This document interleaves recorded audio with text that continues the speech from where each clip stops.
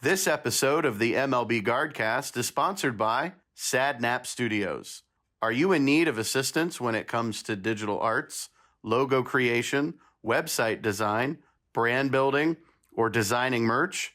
Then look no further than Sadnap Studios. The team at Sadnap Studios wants to help and make your dreams into reality.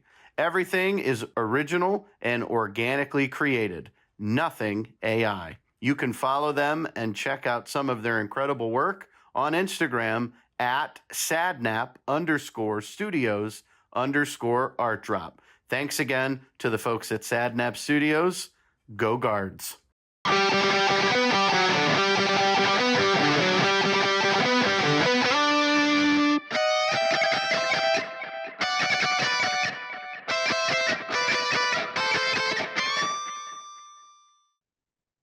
Ladies and gentlemen, boys and girls, children of all ages, it is time for another episode of the MLB Guardcast, a special playoff edition. I am Mike Vorhies. Joining me, as always, and it looks as if he is ready, October ready to be exact, it is the man, the myth, the legend, Bryan Shaw. Bryan, we've got a special show today.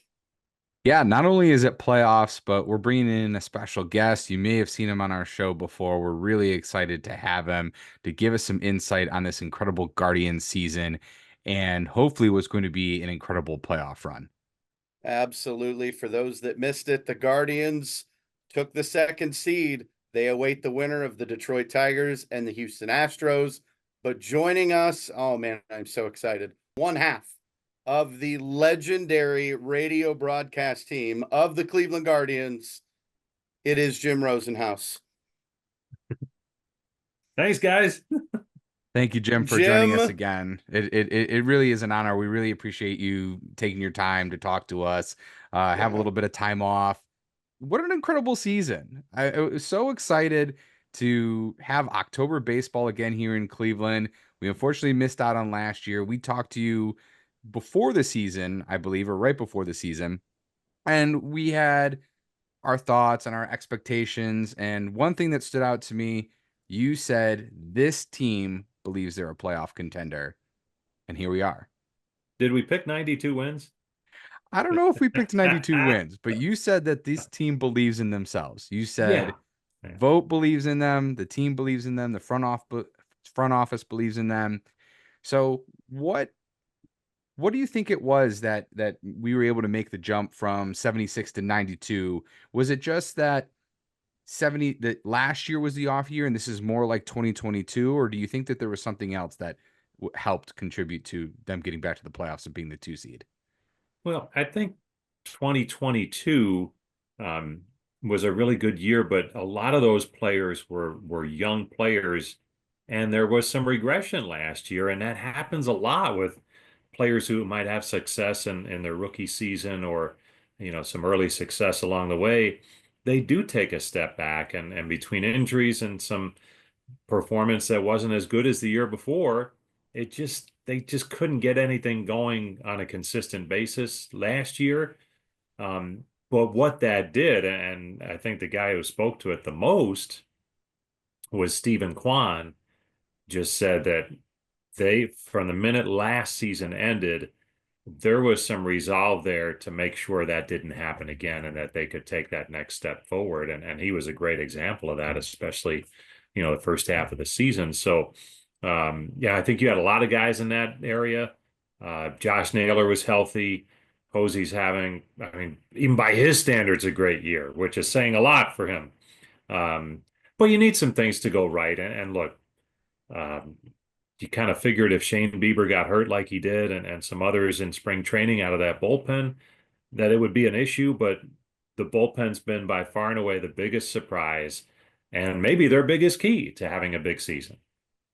Yeah, I did some comparison of the 2 seasons, 22 and 24, and the teams are stacked very similar in terms of ERA, runs per game.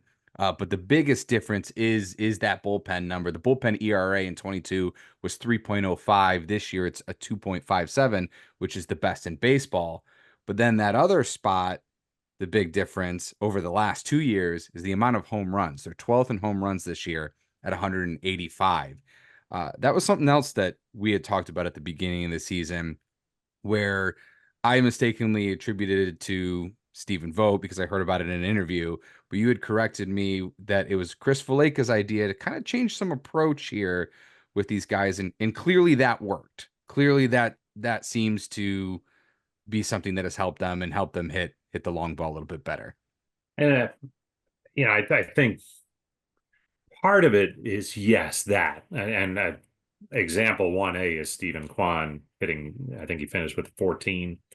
But your two big thumpers, that was their approach anyway. I mean, Jose Ramirez he's going to hit home runs. Now, he hit more this year than he has, but you can usually count on him to be around 30. And if Josh Naylor's healthy for a full season, he too should put up some big numbers home run wise, which he did. So, I think when you look at how they've done it, there's a little bit more spread, with Quan getting in there. Lane Thomas has hit a couple here since September turned, and I'm probably missing somebody, but other guys, the home run numbers are up too, and that I think is based on some of the approach changes that they were asked to try, and a lot of them did with really good success. Others it was kind of a wash, but it is interesting to know that they went in with the idea of hitting home runs, or at least trying to drive the ball more, and it actually worked, which it doesn't always. And you're asking guys to maybe leave their comfort zone in certain ways that they approach things at the plate, and it worked out really well.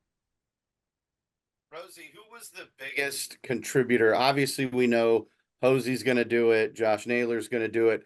Who do you think was the biggest surprise on this roster this year? Ooh, it's hard to say.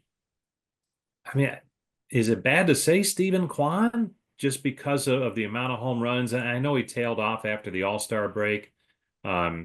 It's interesting because there's a couple of guys who were all-stars, but haven't been factors in the second half, and then with an injury and also a pretty lengthy slump by his standards, I think you could put Quan in that mix, but David Fry too. Now, it's interesting if you could, let me see how I want to phrase this.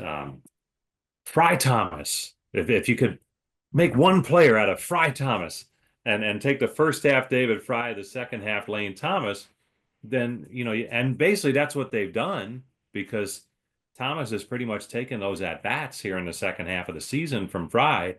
But first half David Fry, second half Lane Thomas, you have a pretty good player right there that's put up some numbers. So that's a roundabout way of not answering your question. No, I think obviously Stephen Kwan at the top of the order, he's a huge catalyst. I really think you said it in the spring training when we talked to you during spring training.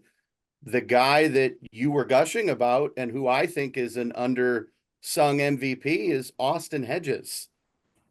He has made such a dramatic difference with this pitching staff, him in the clubhouse. He's going to be a manager someday, but right now we'll take him as our backup catcher and our cheerleader extraordinaire. Well, and with guys like that, I think you look at them when the chips are down, and there was that stretch in August where things were kind of not looking too good, and you wondered which way is this going to turn. I mean, what a great test. And the Royals tied them after during the midst of that series here in late August. They moved into a first place tie. And I remember talking to Austin during that time, and he said, look, every team goes through a tough spot, and Josh Naylor too, same thing. He just says it's the nature of the game. You have to play through the times where you're going to lose games, but you can't lose sight of where you want to be in the end. And they got through that, which I don't know that it was a surprise, but they needed that. I think a young team needed players like an Austin Hedges, like a Josh Naylor, who could say, you're going to lose games. It's okay. Just keep showing up, trying to get better every day. Don't worry about yesterday, and just worry about the day at hand. And that really seemed to work. And I mean, from Hedges' perspective, he was through it last year and came out with a World Series championship with Texas. So if anyone knows how to get through difficult times and what it takes to get through the postseason now, it'd be Austin Hedges. And how much do you think Stephen Vogt played into that, being a former player more recently himself than, say, Terry Francona was? And then to go off of that, earlier in the season, we had asked, have you seen anything from Vogt so far that's been different? And you said, well, we'll see. One thing I noticed, and I'll start with this, is that there was a time he came out to talk to Tanner Bybee, and you knew that when Tito came out, you're gone. You're getting yanked. But he went up to Tanner and he probably said something along the lines that was said in Major League, and left him in the game, and Tanner got the job done. Most of the time it seems like Vogt's pretty stoic, but he was he was emotional not that long ago, a week or so ago. So what has his influence been, during that tough time? Has it helped that he's been through this a little more recently too? Well, I'm gonna say that him and Tito, in terms of, I always thought Tito was at his best when the team was at its worst, and what was so encouraging is Stephen Vogt was very similar during that rough stretch in August. Um, he's asked every day, are you worried? Have you had a meeting and all that kind of stuff?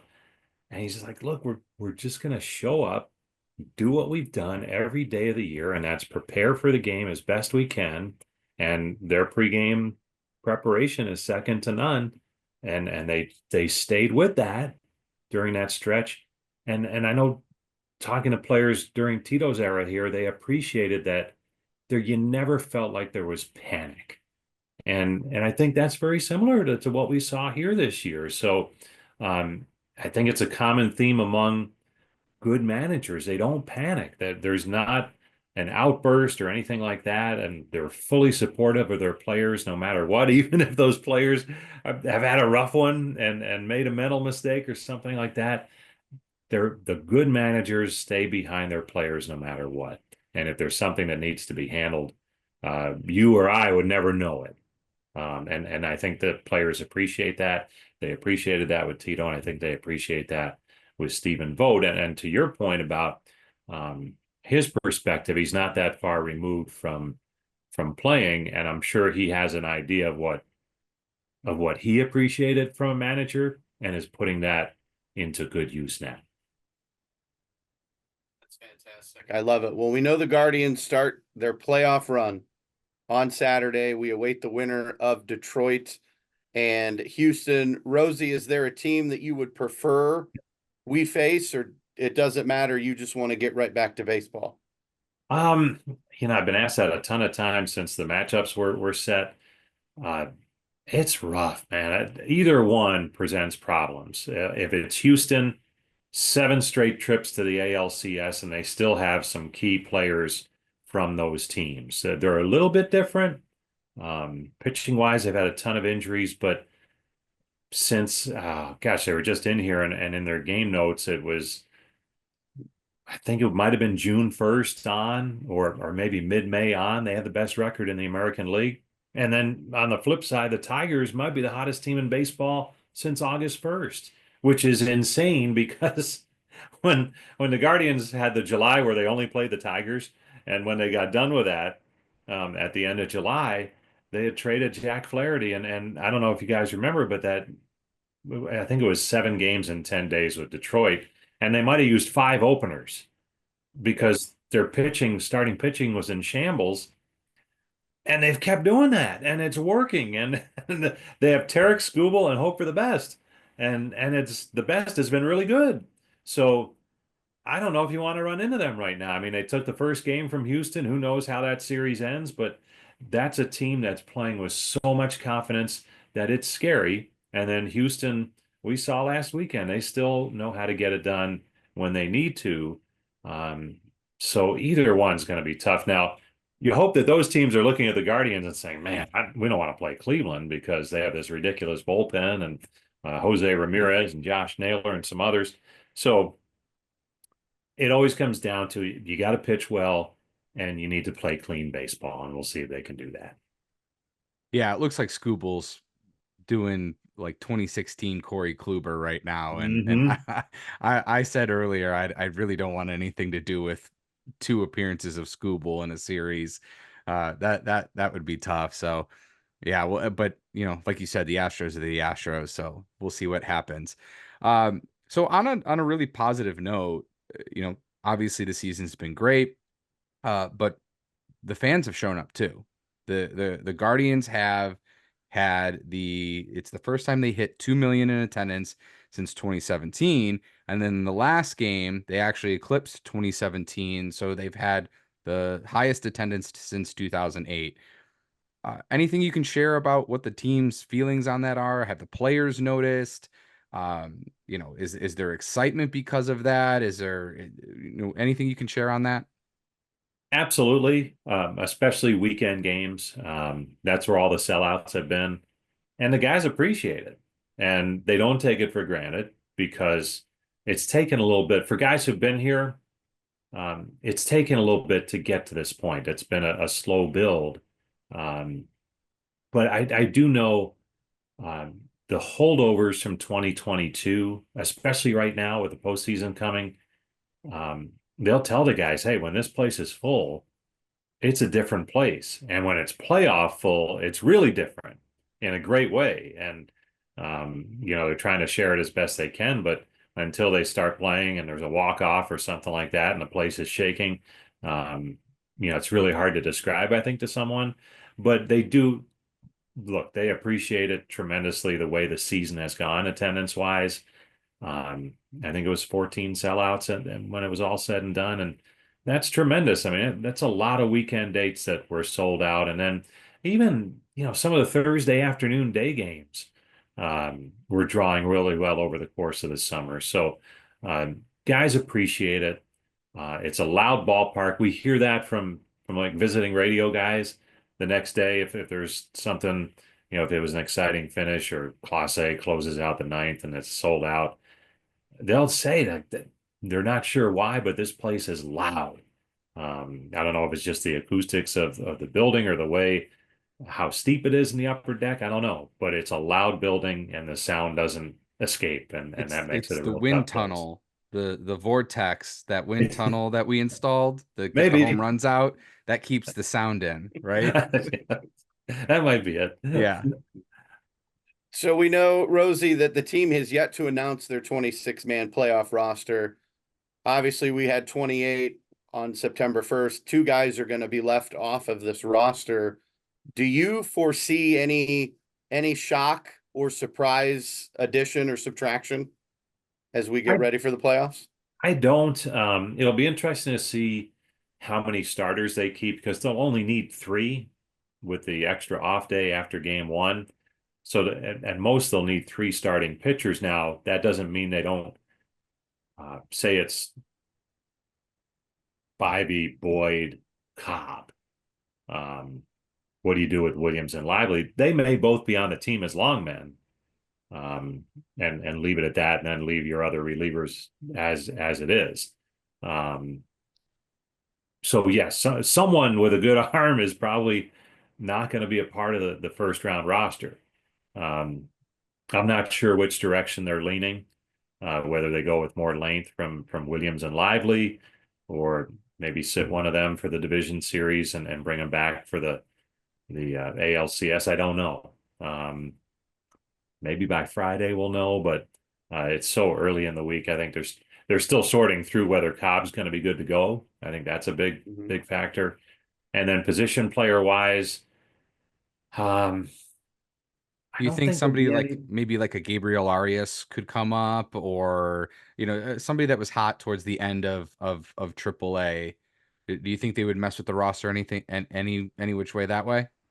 I don't think so. I think it'll be the players who are here through the end, and then they need to lose one. So um, I don't see them adding from Columbus. I don't, which isn't to say it won't happen, but sometimes you'll hear rumblings, and if that were the case, I think they would have wanted to get that player here with a week to go, just to get him in here, and let him play. So yeah, I don't see that an extra outfielder and an extra infielder right now. So who do they keep? Is it someone who can play both, or just decide, infielder or outfielder? We'll see. I think if I had to guess, and obviously I'm not a major league manager, nor do I play one on TV, but could you see them maybe not carry John Kenzie Noel? Because obviously when he's in the outfield, it's a little bit of an adventure, but when he does make contact, the ball leaves the atmosphere. So it's kind of the hit or miss. I think he would be one of those players that potentially could be on the bubble. I think that's fair to say. Absolutely fair to say. And two things at work. He has struggled the last month, really. September's been a real struggle, and Will Brennan's caught fire. Um, how do they balance the left-right part of it? That'll probably come into play too. Um, but yeah, it is tempting to keep him on the roster, isn't it? From one swing, he can change a game. And you mentioned home runs earlier, and that is one of the big differences from 2022. In the postseason, it's so hard to string 3, 4 hits together to produce a run. It just seems so many games turn on the long ball, and that John Kenzie Noel is one of the few that, when he comes to the plate, there's that power potential every time.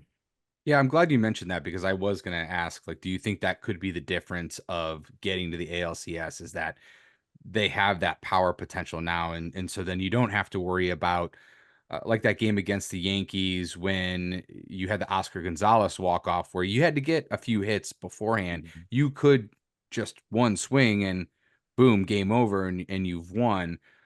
So I'm glad you touched on that, and you kind of touched on this as well. I was going to ask you about how you think the rotation is going to shake out, but either way, do you think they could do almost like a double starter, or do you think they would want to save the starter for a possible next series? Because I don't think a lot of people realize that your starters don't really go as long in the postseason usually. I looked back at the average inning length of Kluber, Bauer, and Tomlin in 2016, and Kluber only averaged 5 2/3 per start. Bauer was 4, and Tomlin was 4 1/3.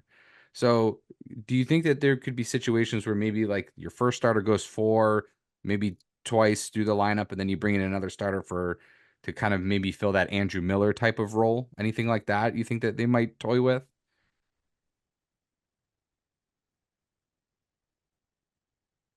I think even more so with the way the bullpen has been going, that shorter starts will be in vogue this postseason. If the Guardians make a long run, I think you might have more innings out of the bullpen than you do out of your starting pitchers. And that's not to say that the starters wouldn't have success, but I think Stephen Vogt will be quicker to go to his pen than he was during the regular season, because you don't, there's more off days, you don't have to save them as much, all that kind of stuff. And they're good. The bullpen's just been dominant. So I don't think, those numbers you ran on 16, they could be even more pronounced here in 2024 if they make a run. Did we get a taste of that against Cincinnati where we had that bullpen game and they were throwing a no-hitter through Yeah, 7? maybe. Like I don't see them doing Game. what's that? They were throwing a Oh, perfect yes. game. Yeah. Yes, that's right. Perfect game. I, Yeah. I don't see them starting with an opener to do that, or making it a bullpen game. Um, but the knowledge that the bullpen can do that, if someone's like, they're not gonna. There were times this year where I think starters were asked, "All right, you gave up 4 runs in the second inning, but hey, can you get us through 5?" They don't do that in the postseason, and they don't need to. So you may see more moves early in a game if the starter's struggling. Well, Rosie, you talked about our bullpen. We've got to talk about one of the greatest closers the Indians/Guardians have ever seen in Emmanuel Clase. Do you think he deserves a vote for American League Cy Young? Absolutely. Um, it's going to be tough because Scooble's a Triple Crown guy.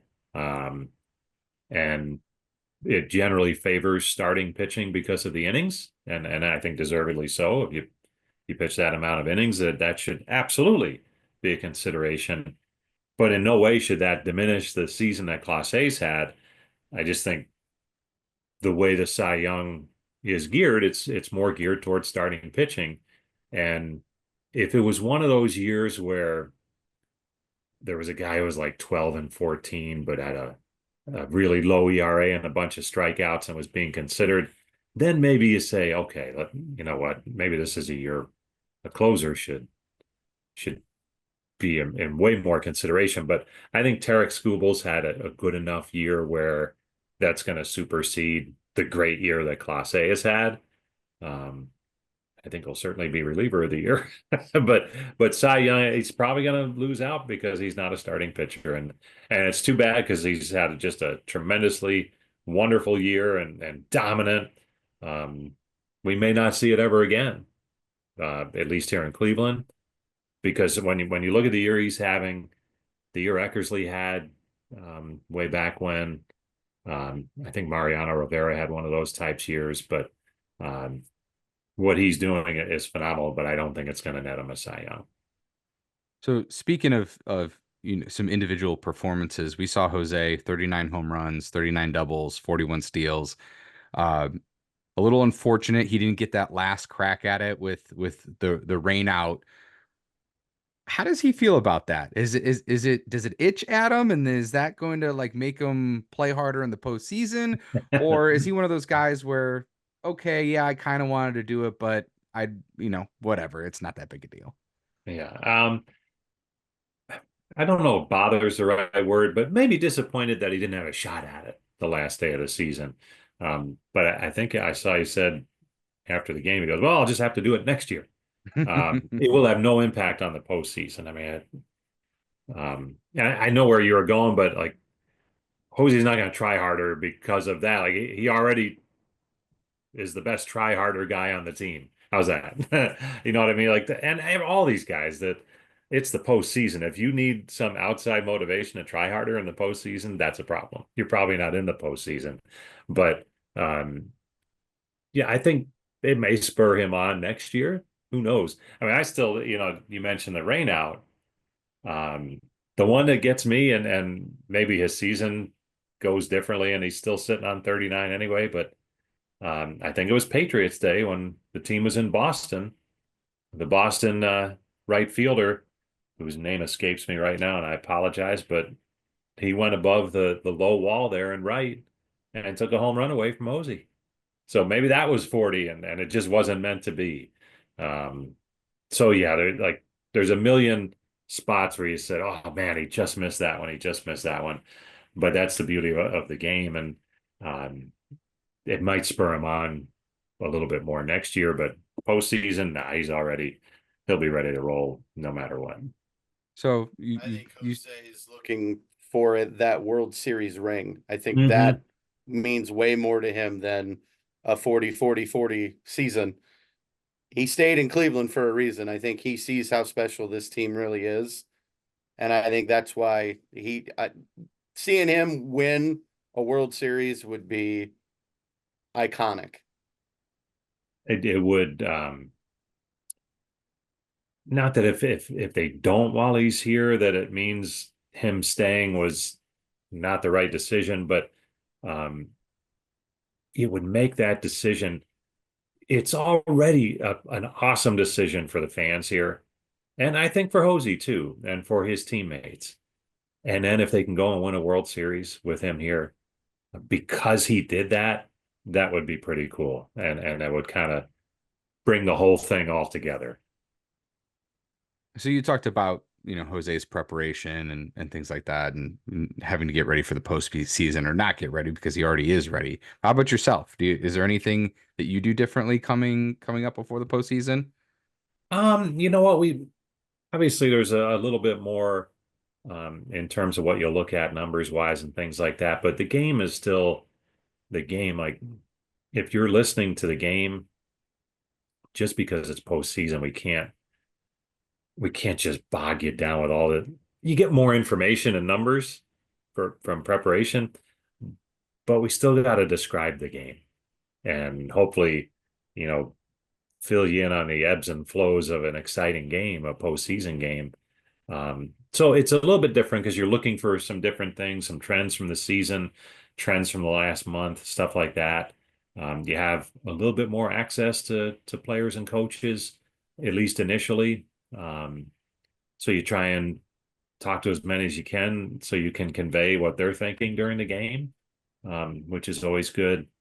Um, but it's kind of odd because we haven't had a long layoff like this before the postseason begins that I can remember.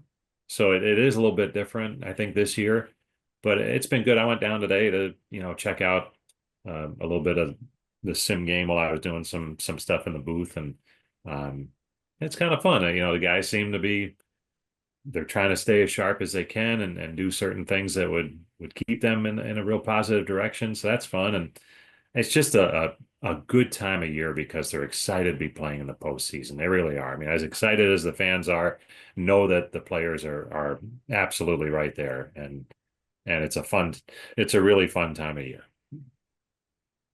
Absolutely love it. Rosie, can you tell us anything from the celebrations? Were you able to get in these celebrations? Did they give you a nice pair of goggles so you didn't take anything, to your eyes or anything? What was special about that moment for you? Well, I go down and cover the locker room and do interviews and things like that. I shun the goggles. I don't do the goggles because um, just What's the phrase? It's a good burn. well, fortunately, I didn't get the postseason clincher. I didn't barely got a drop. Um, in St. Louis, I got hammered bad. Like I was soaked at the end of that. But I got to be able to see, so I bring a towel with me, and then if I get blasted, I have a towel to wipe off with. So I don't do the goggles because it'd be really hard to see what I'm doing, and then trying to hear Tom and talk, be coherent, trying to talk to him, which was almost impossible because of the music and all that. And I know a couple of times he asked me a question, and I answered something completely different, which was kind of funny. But it's just fun, at the when you're down there, especially for like clinching the postseason and clinching the division, that's something that's a whole season's worth of pent up. I don't want to say frustration because it's not, but just like they let a whole season of trying and the ups and downs, the ebbs and flows, that all comes out in those. Now, if we're fortunate where there's a celebration after the division series, after the championship series, after the World Series, those are different because you're more focused on one opponent that you beat to move on, and that's great. But when you clinch the division, you've earned your spot because you've played the entire league now, and you've survived the tough spots and played really well in some spots, and the guys appreciate that, and they let loose pretty good when they finally have that chance. I love it. Rosie's man enough, no goggles. I love it. I think that is fantastic. It might not be the most wise thing to do, but that's how I do it. All right, Jim. Well, That we is only have a awesome. couple of minutes left. Anything else that you wanted to pitch, talk about? Anything else that's on your mind? I mean, just enjoy the ride. I know you guys do, and I mean, it's been such a wonderful season, and um, it's fun because I think it's very similar to 2022. And I know, look, we're optimistic in spring training when we had a chance to visit. Um, but realistically, there were a lot of question marks heading into the season. So then when you have a season like this, it's really fun because, um, the tough ones are like 2017. This team was expected to do some damage. Same with 18. And that's sometimes a hard way to play because, well, if you don't win, what's the matter with you? And if you do win, well, you were supposed to. Mm-hmm. But I think for a lot of people, this team was, well, I hope they win, but I don't know if they will. And, it's a new manager and there's, some younger players and new guys. And look what they did last year. It didn't amount to much. So this was really fun because it exceeded, I think, for a lot of people expectations. And And that always makes for a really fun season. And hopefully it continues for a while and enjoy that ride if it does. Well, and I think the hot start played into that as well because a lot of Tito teams, the trend was they're probably about 500 until early June, and then they catch fire and get hot and win the division and go to the playoffs. Whereas this was they came out guns blazing and everybody took notice, and that could be why the attendance was the way it is throughout the entire summer because they were so good. So, well, thank you for sharing that. I really, really appreciate having you on. It's such an honor, and you bring a lot of great insight to us and to our few viewers that we do have. So hopefully this is an incredible season to keep talking about, and we really hope that it keeps going. Why don't we do another one after the parade? How's that? That sounds great. Amazing. I love it. Can you promise me you can get some live video for us? I'll do my best. How's that? That's what I like. Saturday, I know what I'm doing. I will be at home with a beverage, some snacks. I will have the radio on, TV volume off, listening to Tom Hamilton and Jim Rosenhaus bring us the Game 1 of the American League Divisional Series. Cannot wait. I'm so excited. Can we just get to Saturday already? Can somebody hit the fast forward button? Let's go. I'm ready to play baseball. Jim's got me fired up.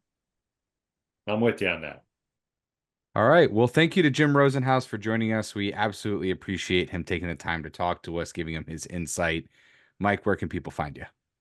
I am on Twitter and on Facebook at Mike Vorhies. Spelling is V as in Victor, Orhies.